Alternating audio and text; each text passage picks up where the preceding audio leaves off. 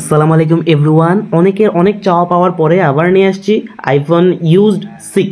ঠিক আছে, এটা কিন্তু রিকন্ডিশন বা রিফারবিশড না, এটা অরিজিনাল অ্যাপেলেরই 6 অ্যান্ড ইউজড ফোন। এটা বাইরে থেকে প্রি অন্ড হিসেবে নিয়ে আসা হয়েছে। এটার মধ্যে র্যাম পাচ্ছেন 1 GB আর রোম হিসেবে পাচ্ছেন 32 GB। অ্যান্ড এটা যদি আপনি এই দোকান থেকে নিতে চান তাহলে এটার প্রাইসটা পড়বে 6,000 টাকা। হ্যাঁ, প্রাইস আগেই বলে দিলাম 6,000 টাকা। অ্যান্ড এখন বলবো 6,000 টাকা এটা নেবেন কি নেবেন না। এখন দেখেন, এটার মধ্যে ব্যাটারি হিসেবে আছে 1810 মিলিঅ্যাম্পিয়ারের একটা ব্যাটারি, যেটা দিয়ে যদি আপনি অ্যান্ড্রয়েডের মধ্যে ইউজ করেন ভাই, তাহলে 4-5 বার চার্জ দিতেই হবে, এটা আবশ্যক।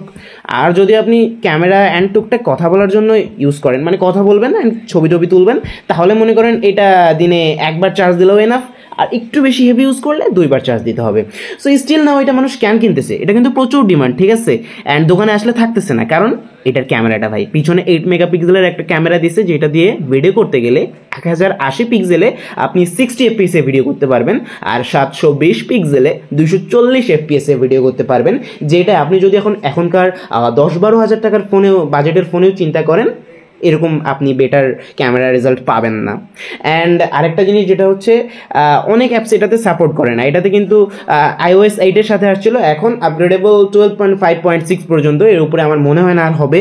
সো এই সফটওয়্যার দিয়ে কিন্তু সবগুলো অ্যাপস আপনার সাপোর্ট করবে না, কিন্তু স্টিল এখানে যেই অ্যাপসগুলো সাপোর্ট করে সেটা আপনার ফ্লুয়েন্টলি আপনি ইউজ করতে পারবেন, মাখনের মতন চলবে। আর যেটা আপনি পারবেন না সেটা একদম সাপোর্টই করবে না। সো ওটা নিয়ে প্যারা নেওয়ার কোনো কারণ নাই। অ্যান্ড সেলফিতে কিন্তু রয়েছে আপনার 1.2 মেগাপিক্সেলের। কম মনে হইলেও ভাই এটা এই বাজেটে একটা বেস্ট, নিতেই পারেন আপনি।